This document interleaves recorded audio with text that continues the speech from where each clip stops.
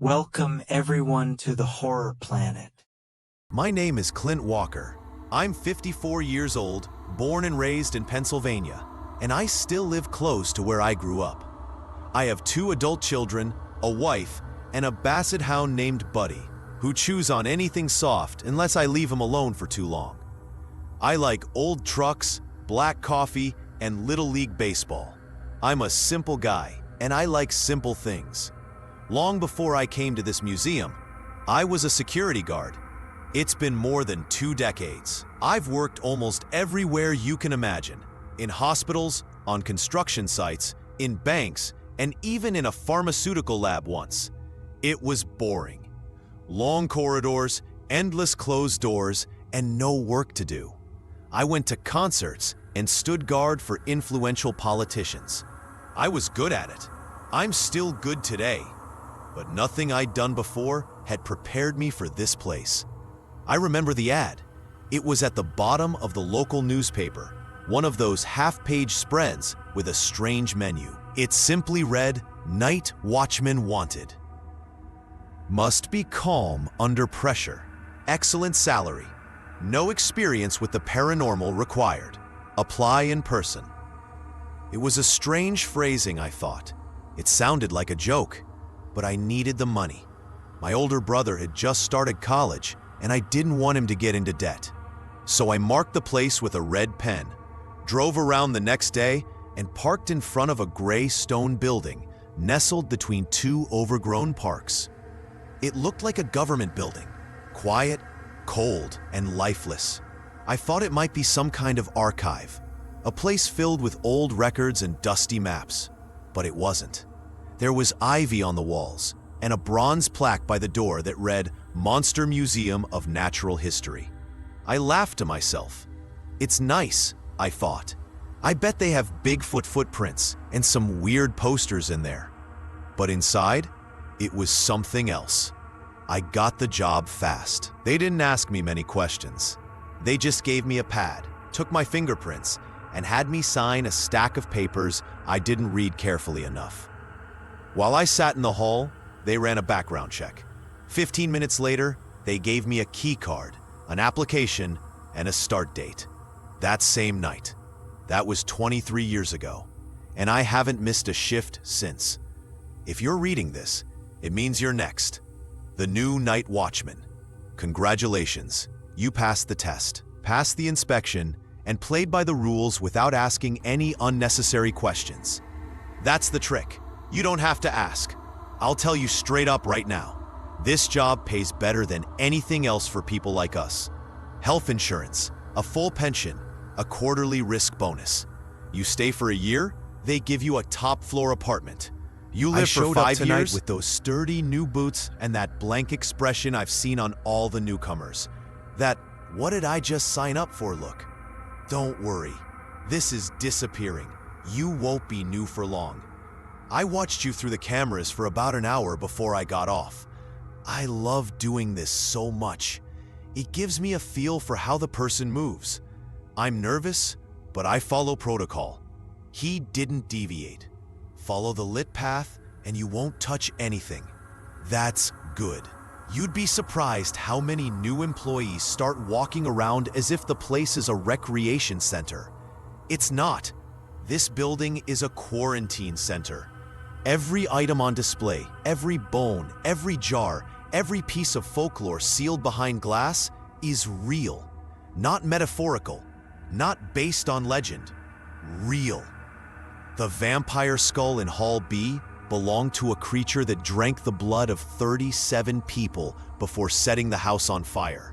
The fairy wing everyone's talking about in TikTok videos, it emerged from the Irish bog to the sound of a death scream coming from deep within.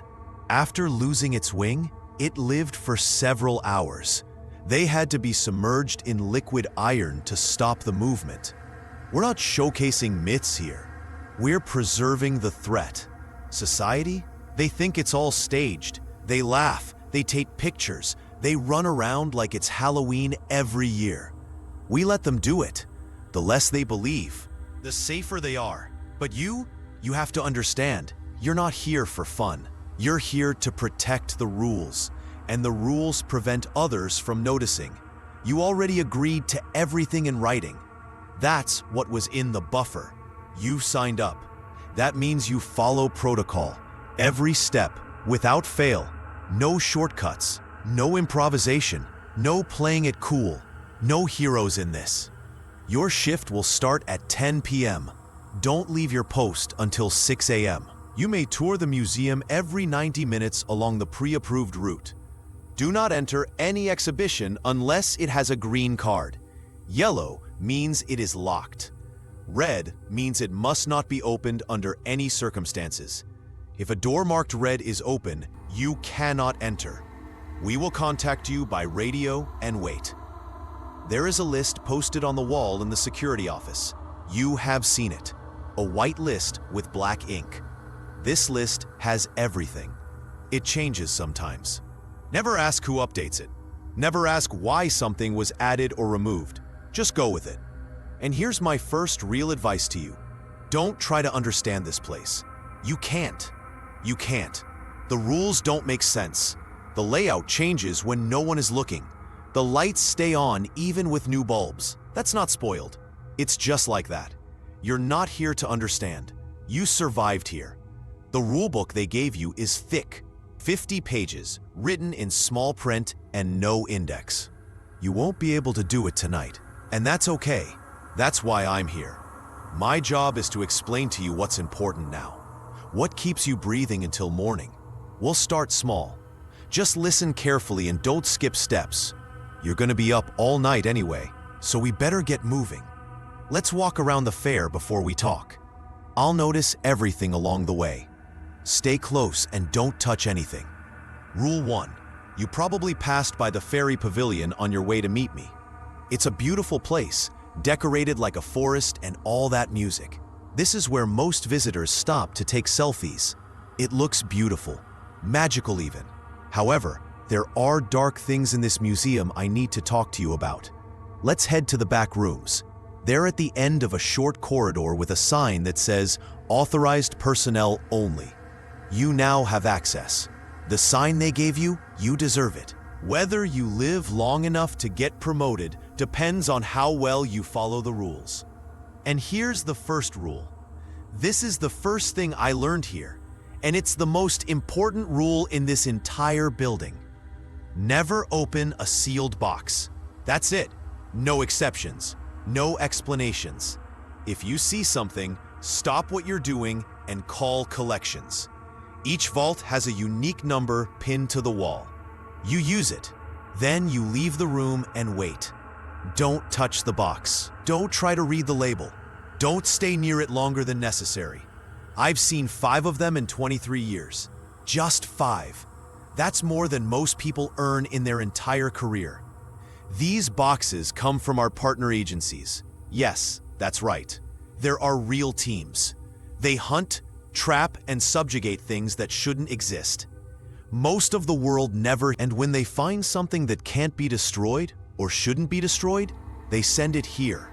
Sometimes it's just bones, harmless. Sometimes it's mummified tissue from something that's been dead for 1,000 years. Sometimes these are fragments of artifacts that need to be separated. We have specialists who sort and record all of this. But when does the red wax appear? That's another story. Red wax isn't for decoration. It's a warning symbol. If it's sealed in red, it means someone, somewhere, has already tried everything else. The only option left is to put them in boxes and hope to God they stay that way. You may be wondering why we accept such an assumption at all. Why not destroy them? Why not drown them in the ocean or lock them in a vault a mile underground? Because sometimes destruction makes things worse. Some creatures come back if you break them, or if you say the wrong words around them. Some are tied to specific places. Others wake up if they feel movement or pressure. Instead, they are packed tightly in sealing guards, engraved with symbols I couldn't read even if I tried, and sent here, where the walls are lined with neutral stones and reinforced with silver mesh and layers of salt and iron.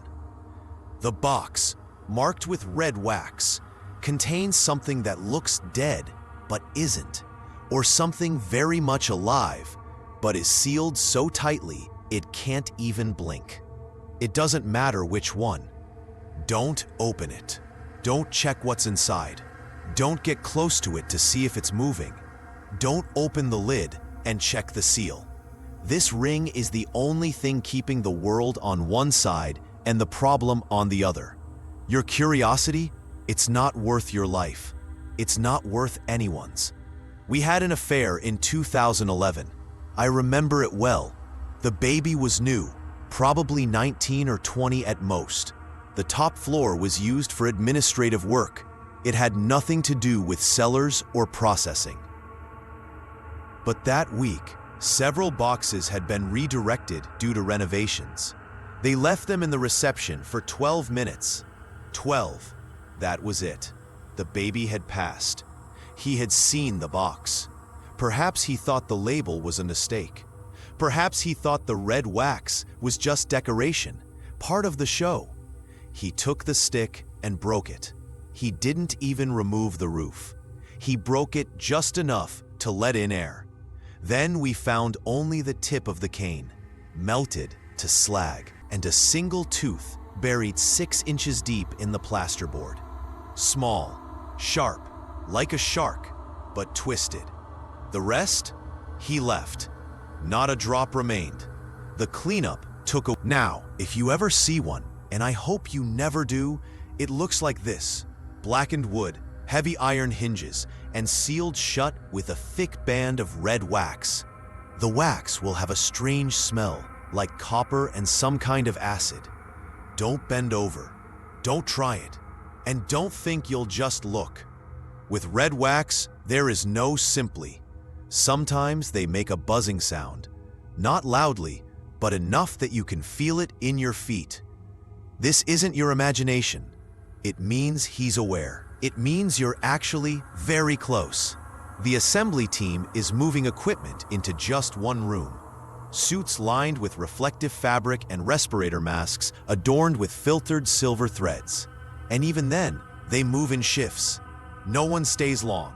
Some crates are designated for transport, while others are destined for deep storage. The worst of it won't move again.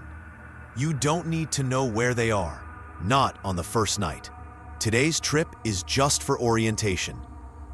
Getting used to the dark corners in my eyes, training your intuition to ignore the little things you seem to see out of the corner of your eye. But most of all, you need to accept a simple truth. This place is not safe. It's paid. That's something else. Security means control. Management simply means that the danger hasn't gone away. So, if you ever see a box sealed with red wax, don't be a hero. Don't be curious. Don't breathe near it for longer than necessary. Just go and let the people with the equipment and the guts do the work. Rule 2. You've passed the front hall, the ferry wing, and the back corridor. So far, so good. You're unhurt. You haven't seen anything you can't explain. And so the work begins.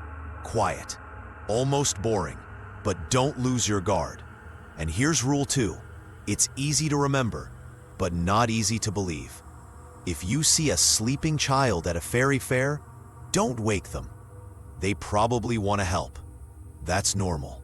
We're made that way. You see a small figure hunched under the lights, perhaps wearing a school jacket or a dusty hoodie, and you think, someone's child has disappeared. Imagine a group of school children are lost. You think they might have hidden behind the glass when the lights went out, and so they want you to think too. But that's not a child. No more. You must follow this rule, or you won't make it through the first week. If you saw them still asleep, their heads slightly bowed, their hair too neat, their skin too pale, you wouldn't go near them. You won't call. Don't step forward and whisper or ask if they're okay. The gallery doors will close immediately. Then call me, not security. No, I don't. Me. The child isn't a child. That's something else, something left. In European folklore, they are called changelings, creatures that replace real objects. Sometimes it's just a disguise. Sometimes the baby is taken away and the object is left in its place, intended to deceive everyone around. In old stories, parents realize this too late. They look at the crib and notice that their baby's eyes have changed, or that the baby doesn't cry, or I laughed like I've never laughed before. We don't see many switches here. They're rare, but when they do appear, they find themselves in fairy wings. We don't know why. This wing is full of delicate things, canned wings, dust stored in a bottle, hair clippings from forest dwellers. But when one of these sleepy creatures comes out, it's never in a locked box. It's always open, hidden under a silk flower, or leaning against a root sculpture. And it always looks like a real child. In fact, this isn't the case. The eyes will give it away. When you open them, which happens if you talk or get too close, they're completely black. Not white either. Nor are blind people, just deep, endless darkness. If you're lucky enough, don't talk. Don't look into their eyes. You can't win. Stories say they can smell the good. They sense people who want to help. And they use it, not with force or teeth, but with confusion. They distort everything. They say the right names. They use the right voices. Sometimes they cry. It's not real. Maybe the real child is still out there. That's why we call them hunters and inquisitors. They have methods, paths, spells, communications in the old forest. We don't. Our job is to protect the lands, not interfere. We're guardians. There are no saviors. There's a small metal box mounted on the wall outside the fairy exhibit. You'll see it on patrol from now on. Inside are coils of iron wire, carefully wound and precisely measured for this purpose. You take the wire, unwind it, and wrap it around the gallery. Not a number, not a wing, a room. Make sure it's one continuous loop. This is important. The iron keeps them. Fairies don't like iron. It burns them. It confuses them. It prevents slipping through cracks. After you put on the iron ring, you're on your way. You close the door and don't look back. This creature will be gone in the morning. They always are, and if not, we impose restrictions. Don't speak to it, even if your name is written there, especially if your name is written there. In 2004, a man ignored this part. He was new, the friendly type. They heard a noise coming from the exhibit and thought the child was locked in the house at night.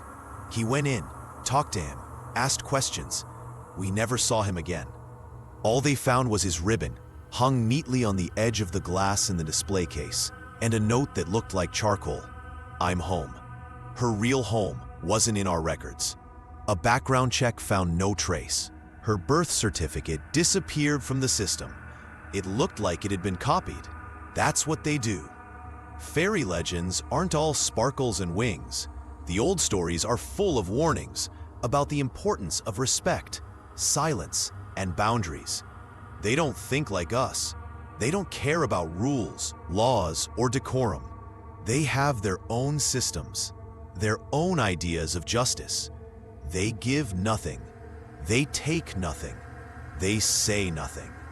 The fairy pavilion is deceptively quiet. Most nights, it is silent, still. Visitors love it. Children take pictures. Couples hold hands in front of glowing sheets and dim crystal lights.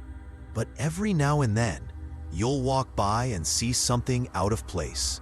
A tiny shoe, a twisted hand, the sound of light breathing. You might smell lilacs, even though we haven't used scented machines in years. ... Don't be fooled. So remember the second rule, and remember well. If you see a baby sleeping in a fairy suite, it's not a baby. Don't talk to it, don't touch it, and for God's sake, don't wake it. Rule 3. Some of the rules here are designed to help you avoid making a fatal mistake. They're difficult because breaking them could lead to something dangerous coming out or getting inside. Other rules don't protect you from harm, but rather point you to the small pieces of help that are still around. They're rare, but they're no less important. This rule falls into the second category. If you saw a black cat in a museum, black from ears to tail, with a distinctive patch of white fur under its chin that looks exactly like a bow tie, you would stop what you were doing and follow it. It doesn't matter what time it is, what wing you're in, or how strange the situation seems to you. As soon as you see it, you will follow it, right away, without hesitation, without questions. We call him Bowtie. It's not just a nickname, it's the only name that's survived for decades. He's never been officially listed in any museum database, employee log, or animal control report, but we've all seen the surveillance footage. His image has been clear to see, never blurred or fuzzy, since 1947. Same markings, the same quiet, thoughtful gait, always the same cat. Not just the same species or style, the same cat. There's no official explanation for this, but there is an unofficial one regarding the origin of this building. Before it became a public museum, it was a private collection. A collection that people talked about, but never visited. The building was owned and operated by a man whose name has been erased from all records. No living person remembers his face, and no photograph of him remains. There is only a locked office in the basement, with 14 iron locks and an unknown symbol etched on the door. A symbol that no one here has been able to identify, even after all these years. According to history, this curator disappeared during a live performance. The case involved a preserved spirit vessel from the Philippines, an artifact sealed by religious order and protected for generations. This event should have been under control, but it wasn't. Whatever happened that night, he and most of his staff disappeared without a trace. Not a single body, no evidence, just a lot of questions and a private collection full of dangerous artifacts. The boat disappeared that same night. 2 years later, it reappeared in exactly the same form, completely unchanged. Since then, it has only been seen a few times a year. Every sighting before, it's no ordinary cat. That should be obvious, but this place is full of things that defy biology and logic. The prevailing theory among the old employees is that the booth is a familiar spirit, something attached not to the building itself, but to its purpose. In ancient folklore, spirits are creatures or spirits that serve a master. When that master dies, some of his acquaintances disappear. Others, it continues to exist. If they believe the work is unfinished, they continue to work with whatever instinct or memory remains within them. This is the boat. It doesn't serve us, but it still does its job. And this work seems to warn us. Every vision means something is going to happen. Once, Booth sat outside the employee break room for about 20 minutes. He didn't move. He was just looking at the door. Shortly after he disappeared, the boiler pipe above his head burst. The water scorched the table and melted the coffee pot. If the cleaner had been there, as he had every other night, he would have died. Once again, the boat circled around the east gangway, near the entrance used by school groups. This was shortly before lockdown, and no one seemed to care much until an ancient glass exhibit in the ferry wing cracked from the inside. Nothing came out, but the artifact inside made a sound. No, it was like music. It was deeper and sharper, like a bell that had been set off incorrectly. This sound activated half the emergency systems. It took us a week to stabilize the area. So when I say it warns us, I don't mean it metaphorically.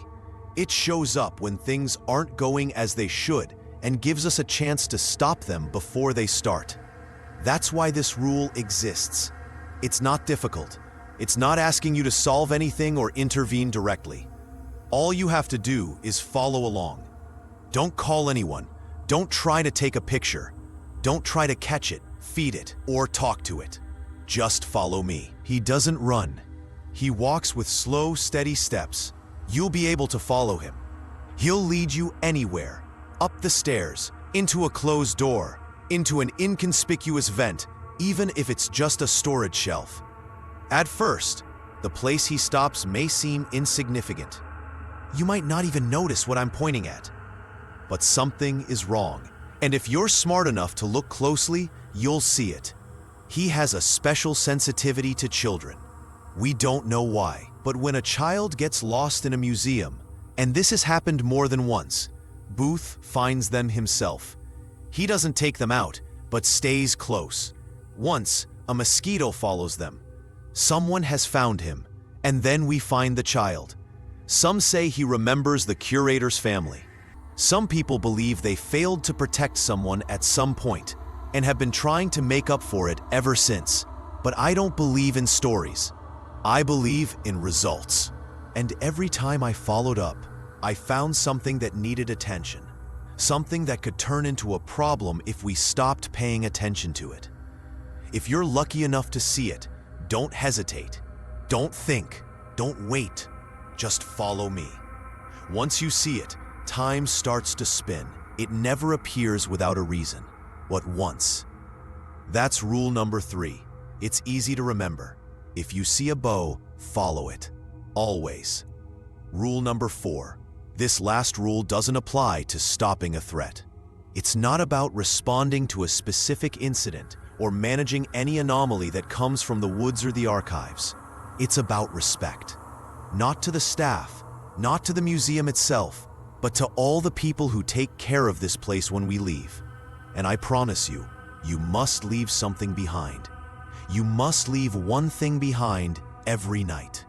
Before you finish your watch, or before you hang up your badge, or close your locker door, you leave something behind. Small, personal. Doesn't have to be valuable. Doesn't have to be new. Just something. Most people leave food out. This works best for me. Something sweet or bitter.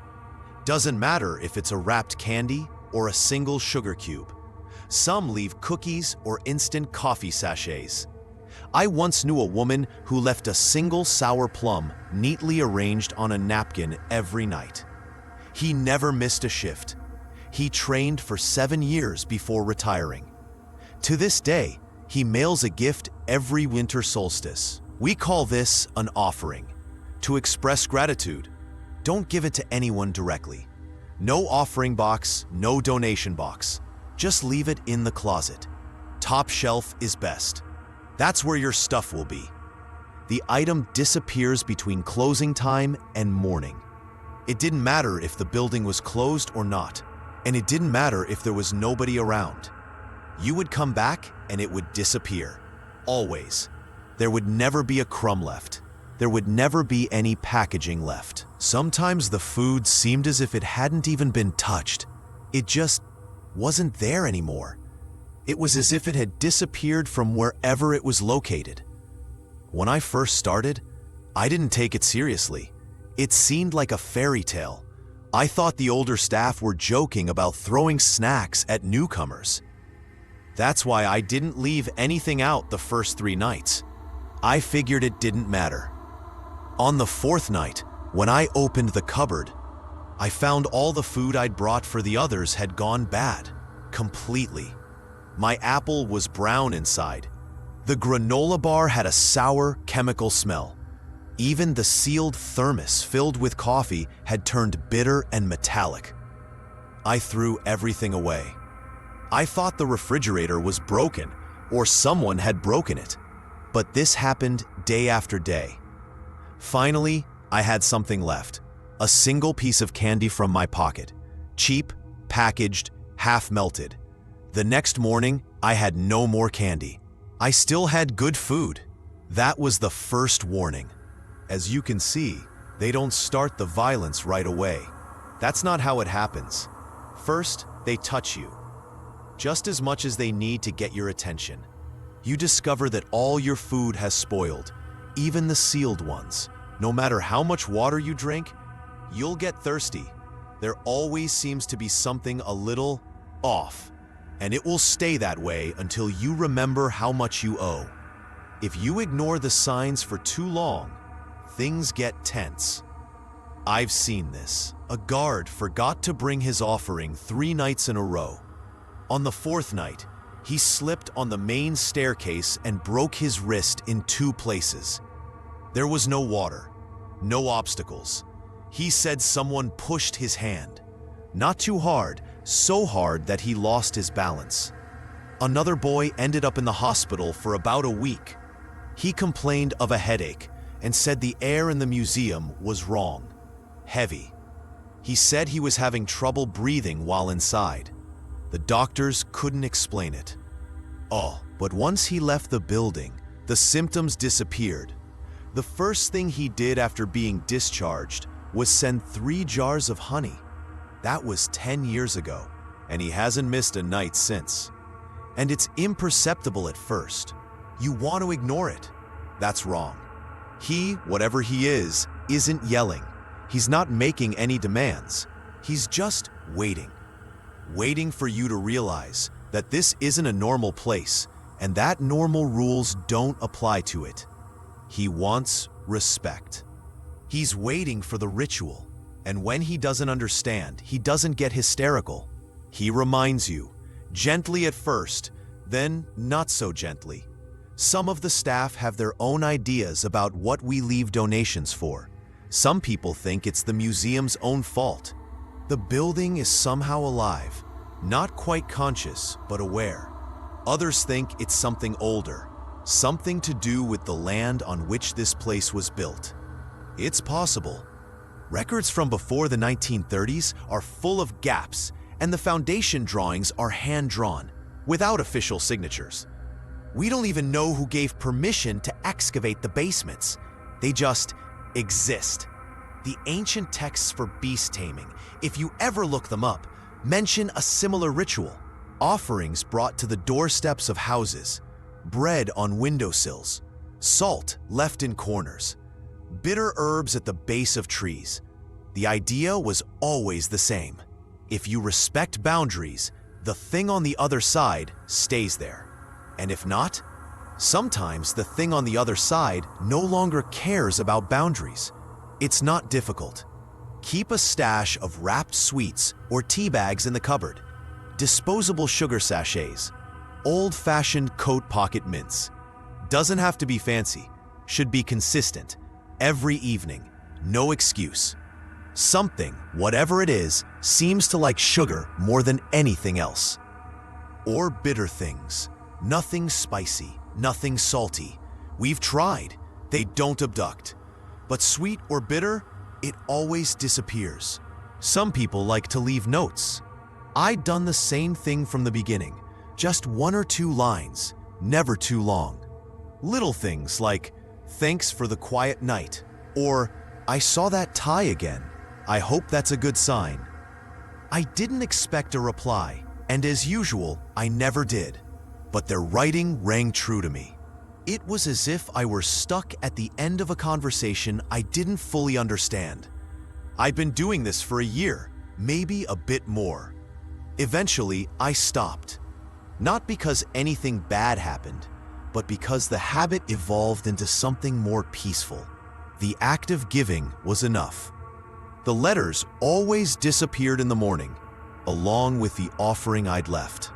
Sometimes, though, something else would wait in their place. Not often, just to make it clear that this wasn't an accident. Once, 3 weeks ago, I found a missing pen that had been neatly stored on a shelf in my closet.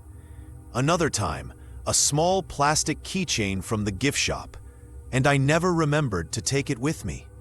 One morning, there was only a single flower petal, flat, light blue, perfectly preserved, and in the same place where my letter had been. Whoever runs this place doesn't speak, but they understand. He notices those who take the time to say thank you, not because he has to, not because he's afraid, but because he wants respect, because he remembers that even quietness deserves appreciation. This doesn't happen often. Most employees leave their presentations and quickly close the door, waiting impatiently for the end. I get it. But for those who find the time to speak, even in silence, even on paper, the museum listens. And sometimes, when it feels like it, it responds. The longer you work here, the more you realize that this place is alive in more ways than one. And that's why this rule is important. Because the moment you forget what this place really is, it will remind you of it. Conclusion. This is the last rule for today. Of course, there are more. Much more. Some only matter during storms. Some are I'll need both hands on these documents. And maybe a fire extinguisher too. But I'll leave my phone on in case anything happens. You have my number. Use it if necessary. And, rookie, don't take it personally if I don't show up every time the light flashes. If something's against the rules, you'll know. And if you do what you're supposed to do, they won't come after you.